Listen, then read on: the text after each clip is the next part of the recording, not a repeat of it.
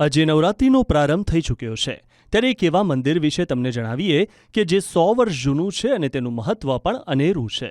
સૌથી મહત્વની વાત એ છે કે નવરાત્રિના પહેલા નોરતે આ મંદિર ખુલે છે અને 8મા નોરતે હવન બાદ ફરી બંધ કરી દેવામાં આવે છે। પછી આખું વર્ષ આ મંદિર બંધ જ રહે છે। ત્યારે આ 8 નોરતા સુધી માઈ ભક્તોનો જમાવડો રહે છે। એક માન્યતા અનુસાર માતાજી હરિદ્વારથી આવ્યા હતા અને માતાજીએ માગનાથ મંદિર ખાતે તપસ્યા કરી હતી। બાદમાં આ જ મંદિર ખાતે જીવતા સમાધિ પણ લીધી હોવાનું કહેવાય છે। એવું કહેવાય છે કે આ મંદિરમાં સરસવના તેલનો દીવો પ્રગટાવવામાં આવે છે જેનાથી ભક્તોની મનોકામના પૂર્ણ થાય છે। માતાજીની જીવંત સમાધિ લીધેલી છે તે અહીંયા અંદર આવેલી છે મંદિરમાં અને માતાજીને ખૂબ જ માને છે, બધા દર્શન કરવા આવે છે।